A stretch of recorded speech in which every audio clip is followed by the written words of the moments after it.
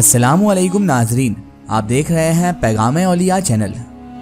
सो नाज़रीन कराम, आज हम आपके सामने पेश करने जा रहे हैं खलीफतुल मुस्लिमीन हज़रत उस्मान गनी रज़ी अल्लाह ताला अन्हु और एक यहूदी का वाक़या, जिसे सुनकर आपका ईमान तो ताज़ा होगा ही, साथ ही साथ आपको हज़रत उस्मान गनी रज़ी अल्लाह ताला अन्हु की शान का भी अंदाज़ा होगा। ये वाक़या है हज़रत उस्मान गनी रज़ी अल्लाह ताला अन्हु और एक यहूदी के कुएं का। बड़ा ही दिलचस्प और ईमान अफरोज वाक़या है, तो मेरी आपसे मुतबाना गुजारिश है कि इस वाक़े को मुकम्मल तरीके से समझने के लिए इस वीडियो को एंड तक ज़रूर देखें। और अगर अभी तक आपने हमारे चैनल को सब्सक्राइब नहीं किया है तो उसे भी सब्सक्राइब कर दीजिए और पास में दिए गए बेल आइकन पर भी क्लिक कर दीजिए ताकि हमारे वीडियो की नोटिफिकेशन आप तक पहुँचती रहे।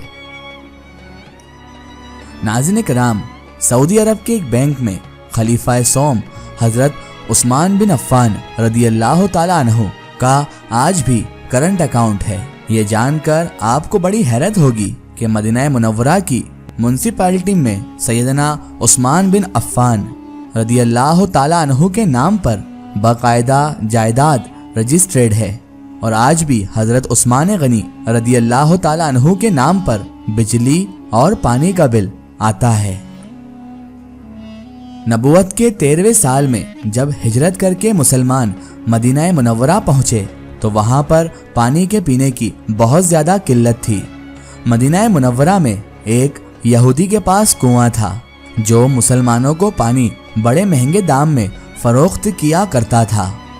इस कुएं का नाम बहरे रोमा यानी रोमा का कुआं था।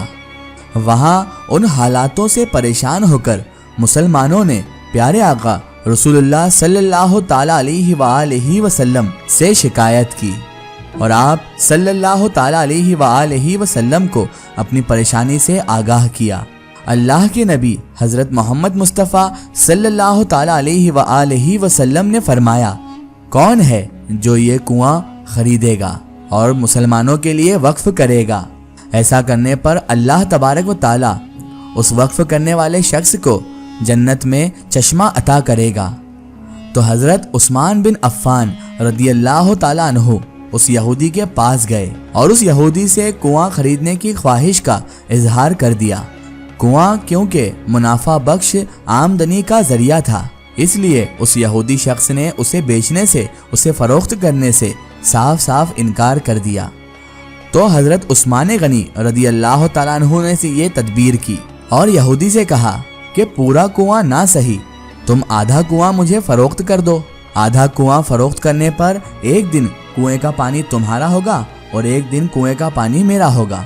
तो वो यहूदी शख्स हज़रत उस्मान गनी रज़ी अल्लाह ताला अन्हु की इस पेशकश पर लालच में आ गया। उसने ये सोचा कि हज़रत उस्मान अपने दिन में पानी महंगे दाम में फ़रोख्त करेंगे और इस तरह इस यहूदी शख्स को ज़्यादा मुनाफा कमाने का मौका मिल जाएगा। चुनांचे उसने लालच में आकर आधा कुआं हज़रत उस्मान बिन अफ़्फ़ान रज़ी अल्लाह ताला अन्हु को फ़रोख्त कर दिया। हज़रत सैयदना उस्मान बिन अफ़्फ़ान रज़ी अल्लाह ताला अन्हु ने वो कुआं अल्लाह तबारक व ताला की रज़ा के लिए वक्फ करके अपने दिन में मुसलमानों को उस कुएं से मुफ्त पानी लेने की इजाज़त भी दे दी। लोग हज़रत उस्मान बिन अफ़्फ़ान रज़ी अल्लाह ताला अन्हु के दिन मुफ्त में पानी उस कुएं से हासिल कर लेते और उसके अगले दिन के लिए भी पानी को ज़ख़ीरा कर लिया करते थे और फिर उस यहूदी के शख्स वाले दिन कोई भी पानी खरीदने उस कुएं पर ना जाता। यहूदी ने जब देखा कि इसकी तिजारत मांझ पड़ गई है तो उसने हज़रत उस्मान बिन अफ़्फ़ान रज़ी अल्लाह ताला अन्हु से बाकी का आधा कुआं भी फ़रोख्त करने की ख्वाहिश पेश की और फिर उस पर हज़रत उस्मान बिन अफ़्फ़ान रज़ी अल्लाह ताला अन्हु राज़ी भी हो गए और कमो पेश 35,000 दिरहम में उस पूरे कुएं को खरीद कर अल्लाह ताला की रज़ा के लिए मुसलमानों के लिए वक्फ कर दिया। इस दौरान एक मालदार आदमी ने हज़रत उस्मान गनी रज़ी अल्लाह ताला अन्हु को वही कुआं 2 गुना कीमत पर खरीदने की पेशकश कर दी। तो उस शख्स की पेशकश सुनकर हज़रत उस्मान गनी रज़ी अल्लाह ताला अन्हु ने इरशाद फरमाया कि मुझे तो इससे भी कहीं ज़्यादा कीमत की पेशकश मौजूद है।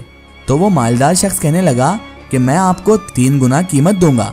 तो फिर से हज़रत उस्मान गनी रज़ी अल्लाह ताला अन्हु ने फरमाया, मुझे इससे भी कई गुना ज़्यादा की पेशकश है। उस मालदार शख्स ने फिर कहा कि 4 गुना कीमत। तो हज़रत उस्मान गनी रज़ी अल्लाह ताला अन्हु ने फिर फरमाया مجھے تو اس سے بھی کہیں زیادہ کی پیشکش ہے۔ اور اسی طرح وہ شخص بار بار قیمت بڑھاتا گیا اور حضرت عثمان غنی رضی اللہ تعالی عنہ یہی جواب دیتے رہے۔ آخرکار اس شخص نے حضرت عثمان غنی رضی اللہ تعالی عنہ سے کہا، حضرت آخر وہ کون شخص ہے جو آپ کو 10 گنا قیمت دینے کا پیشکش کر رہا ہے؟ تو سیدنا عثمان غنی رضی اللہ تعالی عنہ نے ارشاد فرمایا کہ میرا رب مجھے ایک نیکی پر 10 گنا اجر دینے کی پیشکش کرتا ہے۔ وقت گزرتا گیا اور یہی کنواں مسلمانوں کو سیراب کرتا گیا، یہاں تک کہ حضرت عثمان غنی رضی اللہ تعالی عنہ کے دور خلافت میں اس کنویں کے ارد گرد کھجوروں کا باغ تک بن گیا، اور اسی دور میں ہی اس باغ کی دیکھ بھال بھی ہوئی۔ بعد ازاں آل سعود کے عہد میں اس باغ میں کھجوروں کے درختوں کی تعداد 1550 ہو گئی تقریباً۔ حکومت وقت نے اس باغ کے ارد گرد 4 دیواری بھی بنوا دی، اور یہ جگہ منسپلٹی میں حضرت عثمان بن عفان رضی اللہ تعالی عنہ کے نام پر رجسٹرڈ کر دی گئی۔ وزارت زراعت یہاں کی کھجوریں بازار میں فروخت کر دی، اور اس سے حاصل ہونے والی آمدنی سیدنا عثمان بن عفان رضی اللہ تعالی عنہ کے نام پر بینک میں جمع کروا دی رہی۔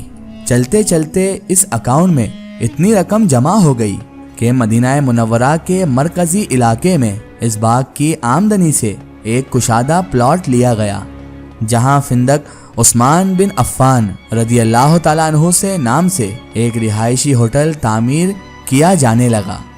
اس رہائشی ہوٹل سے سالانہ 50 ملین ریال آمدنی آتی ہے، جس کا آدھا حصہ غریبوں اور مسکینوں کی کفالت اور باقی آدھا حضرت عثمان بن عفان رضی اللہ تعالی عنہ کے بینک اکاؤنٹ میں جمع ہو گیا۔